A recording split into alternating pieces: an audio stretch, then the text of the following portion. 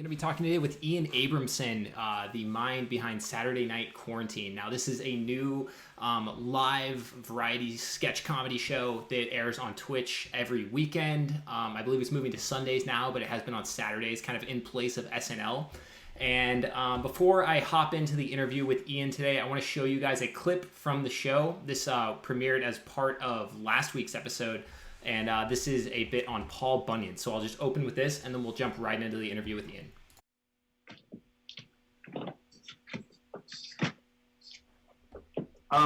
Hello? Excuse me? Not trying to cause anyone harm here. Hello, this is the mayor. I am the mayor, and I demand that you leave. Leave? I just wanted to see what you guys been up to. I'm Paul Bunyan. We don't care who you are. If you leave now, there will be no consequences. Consequences? Look, I woke up like 6 months ago after sleeping for 100 years, and I'm just trying to get back into society. I can help out around town. Okay, well, just by walking down Main Street, you have crushed the road. Taxpayer money will be spent fixing that. It's probably best that you just leave. Huh. The modern world sure is different now. That 100 years ago? Yeah, pretty different. By the way, I called the military on you. You seem okay now, but they're probably going to kill you. Kill me? Bunch of guys on horses with tiny little bullets? I'd like to see them try. Boy. Okay, so there are machines now that can fly. And about 50 years ago, we created an explosion so big and so deadly that it could wipe out the human race and leave the entire planet uninhabitable for generations. Oh, my point is, I don't mean any harm. I can just start cutting more trees again, and I can just, The lumber industry is basically dead. Dad, there are plenty of trees around. Yeah, but these are more for decoration. The world lost too many trees, so now we limit how many trees we cut down by a lot. You'll probably need a new vocation. Oh, what should I do? Blacksmithing, coal mining? No, those are dead too. You should learn coding, or I bet they'd love you in Hollywood. Hollywood? California. Oh, the gold rush is still happening. No, they make a thing called movies. It's where a big group of people go into a dark room and enjoy photographs flashing before the screen so quickly it gives the illusion of movement. Also, a photograph is like a painting that looks exactly like real life. Okay, I know what a movie is. What? How? I caught a drive-in south of here. They were showing a movie called Toy Story. I loved it. You loved Toy Story? Wow, maybe you aren't so bad. Let me call out the military that was planning to murder you in cold blood after asking no questions, even though you are for sure the biggest scientific discovery perhaps of all time. We thought you were made up, and here you are saying you love Toy Story. You're a hero. You've never heard us. I loved Toy Story. I got the name Andy tattooed on my foot, if you can see that. That's how much I love the movie Toy Story. The only one that... Oh, God!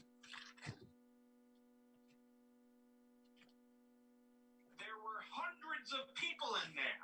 You're the most prolific murderer of all time. Wow, just got back and I'm already changing the world again.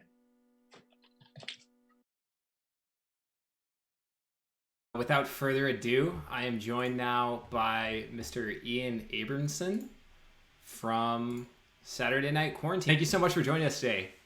Thanks for having me. Thank you so much for having me. I love that clip. I think when I first tuned in, the very first moment I saw might have been that one this past weekend, and I just immediately clicked with me. I thought it was so funny. That's so nice. Thank you so much. How did you hear about the show? I was on Twitter last weekend, or my girlfriend was scrolling through the feed, and Taylor Lorenz had retweeted the Mel article about the show, and oh, very nice. It was right at the moment that you were going live, so we just tuned in and watched the whole thing. So, wow, that's so nice. Yeah, so thank you so much for joining us today. How's your day going, and where are you joining us from? I am in rural Washington at the moment. My mom lives up here, and this is where my girlfriend and I are quarantining. Awesome. How is it there in rural Washington right now? I mean, it's beautiful. It's there's not much happening no matter where you are right now, hopefully at least. Right. So, okay, so you're at your mom's house in rural Washington right now. I think I want to touch on that a little more later. But first, I just wondered if you could tell us a little about yourself. And for people who haven't seen the show, beyond maybe the clip we just saw, what is Saturday Night Quarantine? Yeah, I'm Ian Abramson. I'm a comedian. I mostly do stand-up, and I've acted and written various things. I am currently, because of the quarantine, doing a weekly sketch show on Twitch. When I saw that Saturday Night Live was going on an indefinite hiatus, I said, you know what? I'm going to do it myself. And that's what I've been doing. This week will be week 6. Wow. We're actually switching to Sundays, so it'll be this Sunday, but every other week has been Saturday. But yeah, that's what we've been doing. I do sketches, kind of running around my mom's house with various props, sets, and characters. And in between those, I show digital shorts that other funny people are sending me and letting me show. Awesome.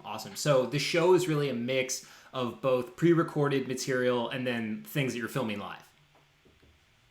Correct. Okay.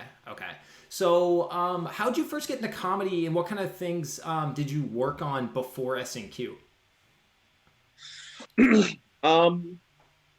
I'd say first and foremost, I've been a stand-up comedian.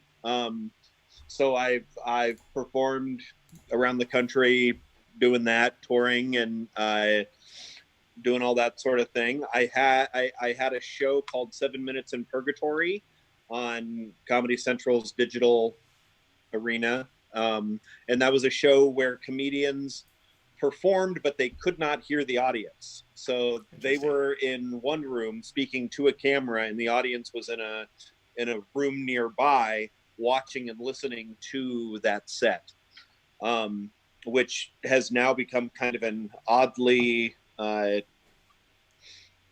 who knew that we were going to all be doing that anyway. So how did the idea for SNQ first come about? Well, I was on Twitter, and as soon as I saw the article, it was right around the time when it felt like everything was kind of shutting down or announcing a hiatus of sorts. So it was no longer surprising when you saw a specific thing was like, wow, that's shutting down or postponing or anything. We were kind of getting used to it. And when I saw Saturday Night Live, I just thought it'd be funny if somebody tried to do it alone, because they're such a big machine. They've been doing it for 40 years. They know what they're doing. And then the idea of one person thinking they could pull it off was funny. So I tweeted that. I just said, fine, I'll do it myself. And a comedian named Tim Baltz responded saying that that was a very funny idea and that I should actually try to do it. And so I said, you know what, I will. And and we've just been going strong since. So when you first tweeted that, was it just like a bit, or did you have any intention of like maybe actually doing it? I don't know. I mean, it's hard because I've thought about it so much now. I think that some small part of me was like, should I actually try to do that? That would be funny to kind of do that. But I do know that Tim Baltz saying you should actually do that was the thing that made me like, I do need to do this. I should. If it fails, that'll be funny too. It's totally fine if I can't make it happen and I'm trying to. Right. Well, I'm so glad he gave you that push. Me too. So what kind of planning goes into an episode each week? Because like when I started watching it, I guess I didn't realize how long an episode was going to last. And then it just kept rolling bit after bit. And it made me think, I was like, wow, he must be spending like every moment of the week planning for this hour. Yeah, considering how DIY it is, I think there's a surprising amount of work that goes into it. Yeah. Because I have to write the sketches that I'm doing. I don't write the sketches other people are doing. But I have to write those, and I have to try to promote it, and I just kind of every piece of it have to make happen. But right now, that's great, because I'm waking up every day and knowing what I need to do and that I have something to do. Right. So yeah, it's just kind of been this crazy, wild project to get to fully focus on. I work with I have a producer, Andrew Porter, who helps kind of, he books a lot of people and is helping kind of make sure that things are running okay. And we always joke about how funny it is that, like, we've kind of adapted Saturday Night Live's schedule as well as their format. Just like, okay, Monday, we got to get ideas. Tuesday, most things should be written. Wednesday, we're picking, we're refining, just like kind of matching those things. Right. So now that SNL, I guess, had its first from home show, it's almost like you did it first. I mean, I would be hesitant to take too much credit, just because I think everybody's saying, what if I did what I normally do, but at home? Right. And power to them. I think it's fun to see them do their version of their actual show, and it didn't make me want to stop doing my weird parody of their show. Yeah. So you're running the show out of your mom's house. How does that work? What does she think of the whole project? So she has a house in a tiny little town up here, and then her boyfriend has a cabin. So on the nights that we're doing this, she just goes stays at the cabin, and she watches it and is very kind with what she has to say about it, as you would expect a mother to be. That's great. That's great. So she just kind of gives you like full like run of the house. Do you use like her possessions as props and such? I have to. Yeah, totally. A decent chunk of the sketches, there's like a blue background, and that's just a sheet that I've thumbtacked in like a, not a hallway, but just kind of the space between two rooms. Mm-hmm. And then between the kitchen and the living room. So are you like going out each week and like going to the grocery store buying things for props? Like how do you plan an episode like that? Yeah, there's a Walmart up here, and so when I'm doing a grocery run, if there's little things I need, then I'll get that. But I mean, most of the props are very DIY. I was making a Mr. Potato Head situation earlier today with pipe cleaners and fishing wire. So the fun of it to me is like, what can I figure out how to do? Any background you're seeing is just me painting on cardboard. Wow. So that Paul Bunyan set, that was all just like cardboard boxes that I painted a day or two before. Yeah, I think part of what made it so funny to me is it just like reminded me of like a project from middle school or something. We're like, building the city out of shoe boxes.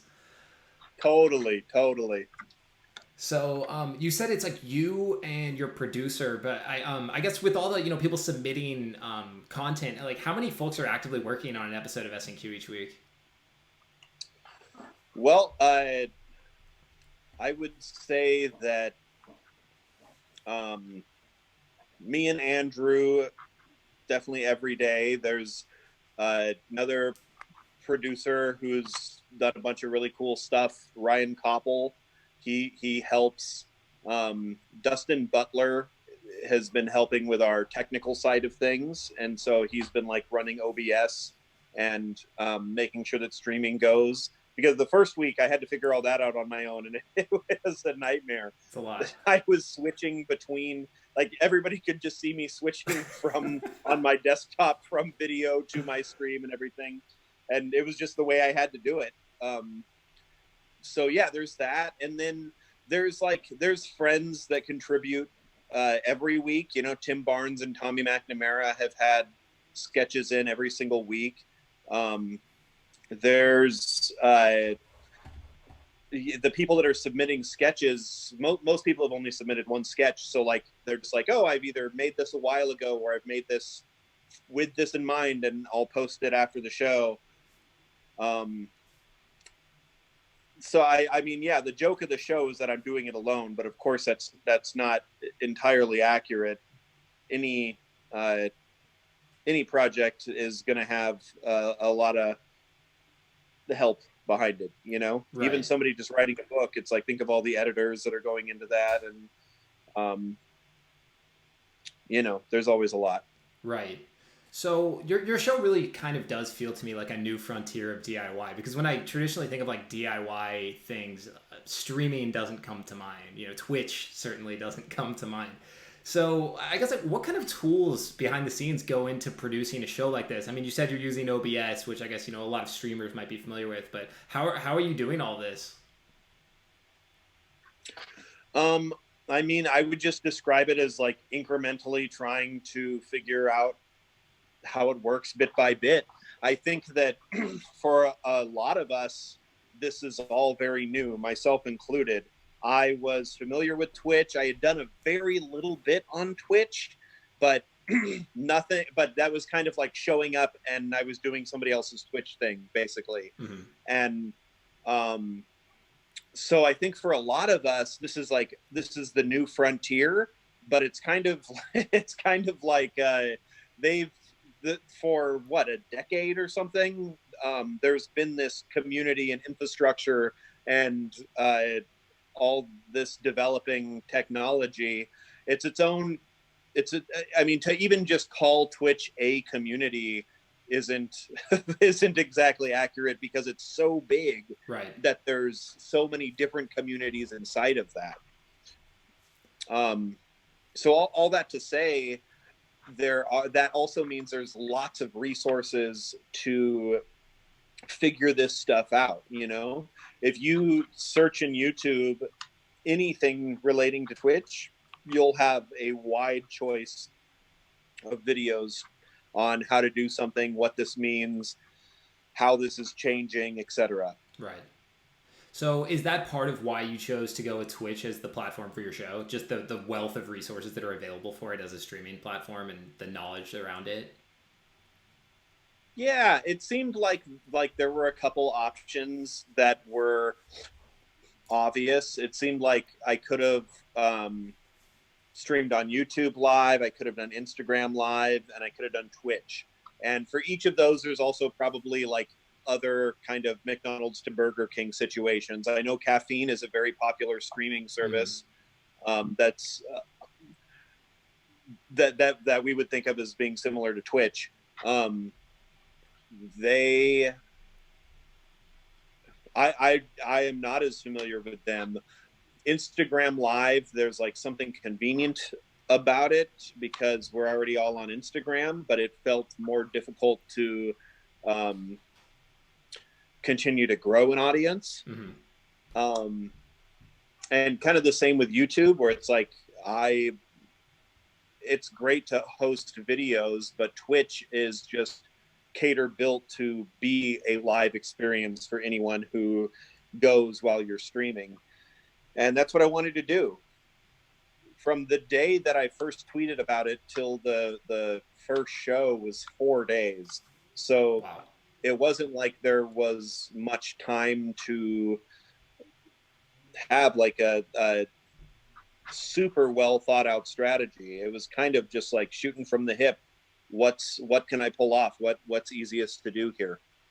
Wow, that's crazy. 4 days. That's like so little time, especially when you're putting together a show to have to then figure out all the, you know, technological side on top of it. That's impressive. Totally.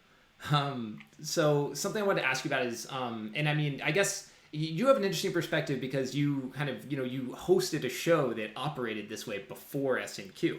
But I mean, on SNL, like the cast members kind of get to gauge the reaction of the studio audience based on laughs in real time. They even have a whole dress rehearsal before the live show to do that.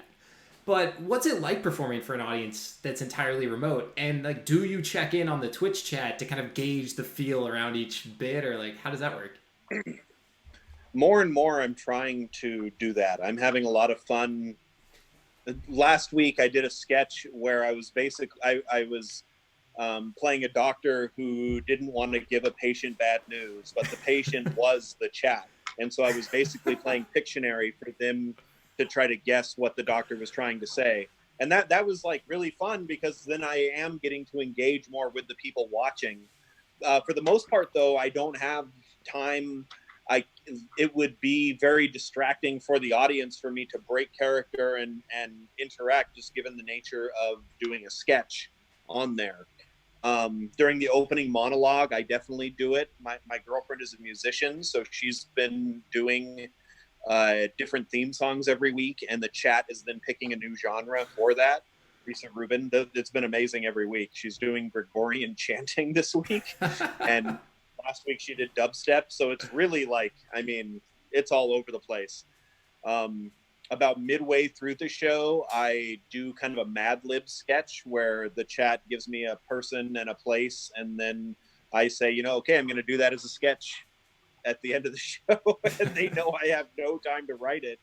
So they're very forgiving, but it's fun for both of us because we everybody knows that I'm bullshitting. Last week I did Dolly Parton on the Oregon Trail. Yeah, it's really kind of so that interactive element is very fun. But for the most part, for most of the show, I'm not able to do that because I'm even between sketches, I'm desperately trying to set up what the next thing is. Right. So what has the reaction been like to the show so far? And I was curious, has anyone from SNL like reached out about what you're doing? The reaction has been very positive. I mean, anyone that said anything to me, at least, people have been nice enough not to be like, I hate this. By the way, I'm going out of my way to tell you that I hate this. We've been, the people that kind of keep coming back to it, I think are having a very fun time. I'm slowly getting to know who different fans of the show are, and that's really cool. It's just like a very delightful experience. I have had a couple people from Saturday Night Live say some nice things about the show, and that's been shocking and touching and nice. Yeah. That's awesome. That's so cool. Yeah, I noticed when I was watching the show that, I mean, maybe this was just this past weekend, but looking at the Twitch chat, and I mean, as being someone who consumes a lot of Twitch, it was like a different sort of energy in that chat. I think it was a lot of people maybe that hadn't been on Twitch before. They're kind of new to the platform who were kind of discovering the community side and the chat side for the first time getting to watch you, which was cool to see. It wasn't just a bunch of spammed emotes, you know? Interesting. Yeah, that's interesting. I'm also new to Twitch, and I don't get to watch the chat as closely, so I'm always very hungry to hear what it looks like from somebody that was in the chat. Yeah. So what are your plans, if you have any, once this quarantine's over? I mean, that's as easy to answer as when will this be over? Right. You know? Fair enough. We don't know what that will look like or when that will be, so it's hard to think too much about it. I'll say that I'm loving getting to do the show. This is a lot of fun for me, and it is a challenge in a lot of different ways that I enjoy. So I'm gonna do it for as long as I can, and I definitely would love to do it even after the quarantine ends in some form or another. So we'll see what that looks like when we get there. Awesome. Yeah, that was actually going to be my next question is, you know, once this is all said and done, is it something you could see yourself continuing to do, like a Twitch show? I mean, why not? You know, that's kind of my thought on the matter.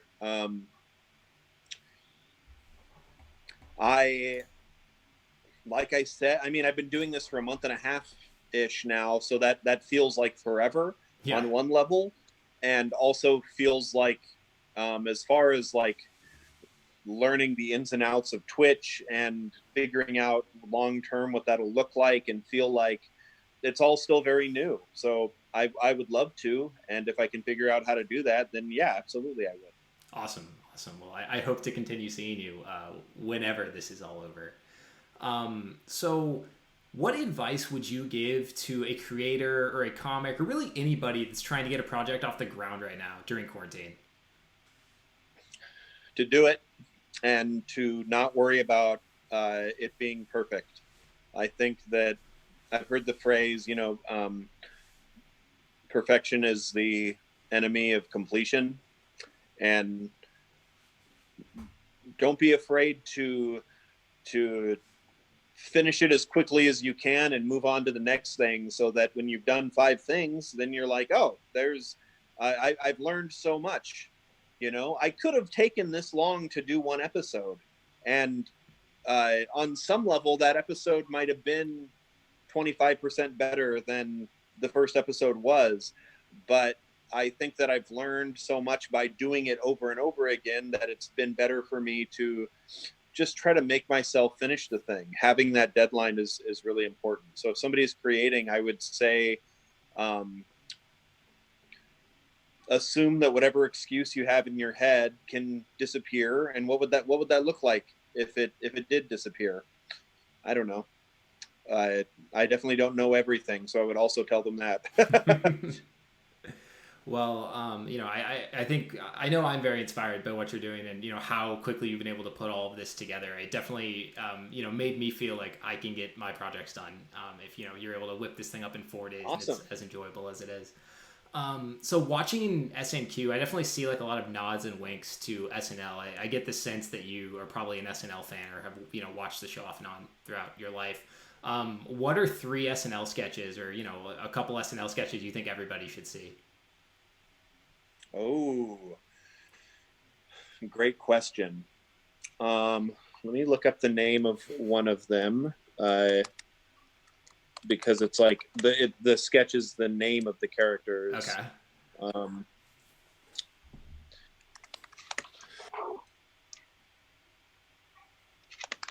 So the first one I would say is, oh God. Oh boy, there it is. the Harley Boy House, the Harley Boy House sitting service. Hello. Let me water your plants. Please, while you're gone, let me water your plants. If you haven't seen this one, I just really love it. It's Adam Sandler and Chris Farley, and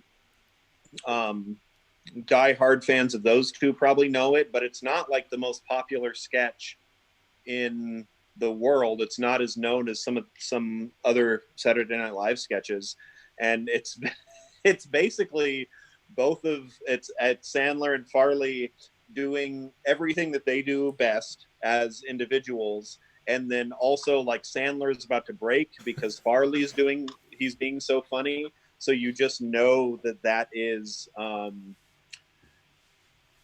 you're just like seeing their friendship, which is really fun and a special thing about Saturday Night Live, that when you can see that kind of special chemistry between cast members. And it's basically like Adam Sandler is playing Chris Farley's son. They're both speaking right to camera, and they're just, Farley's like, trying to convince whoever he's talking to let Adam Sandler house sit for him. Like, let my boy sleep in your bed. Let him sleep in the bed. It's just a bed. And it's so clear that they like it. Just more than most things, just feels like they were just like riffing and just were like, this is so funny and weird. Let's like really try to structure this. So that's the first one that I would say. The second one, I think that checking out Jack Candy's Deep Thoughts they're absolutely wonderful. He has one called I think it's called A True Story of What Happened to Me, and it's kind of in that same vibe, but it's a story about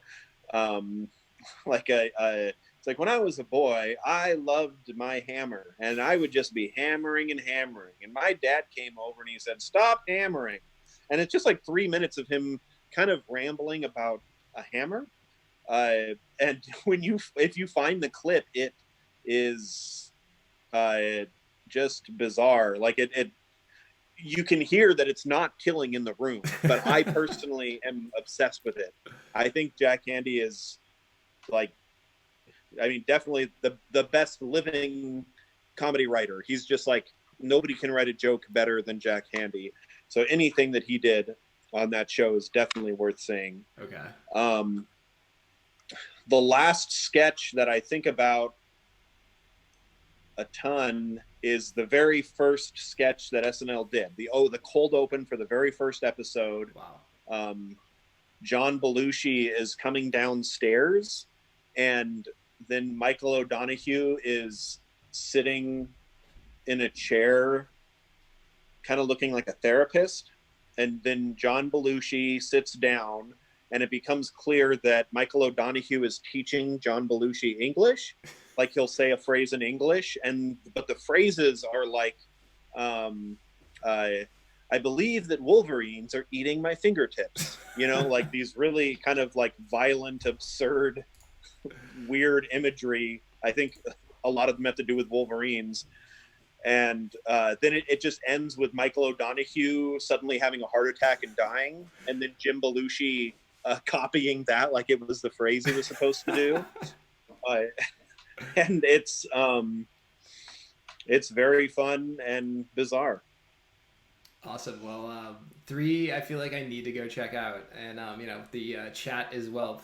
I guess before I let you go today, is there anything else about this experience of creating an SNQ, working on a show each week, staying busy during quarantine that we haven't touched on today that you think is important to note? Oh man, I mean, as far as wisdom gained in doing it, I think that sometimes it's nice to not see the forest through the trees, because you don't get stressed out about like, oh my God, I have to do all of this. How am I going to do a month of shows in a month? And instead I can just like take it piece by piece and just focus on the things that I need to do right in front of me. And then that lets me continue trying to build the show. Sundays, 8:30 on Twitch. Ian Abramson is the channel. Check it out. Awesome. Well, thank you so much for joining us today, Ian. I can't wait for this weekend's episode, and we'll be plugging it all over our channel. So thank you so much. It's been awesome to get to talk to you, and good luck with the future shows. Thank you. All right. Bye-bye.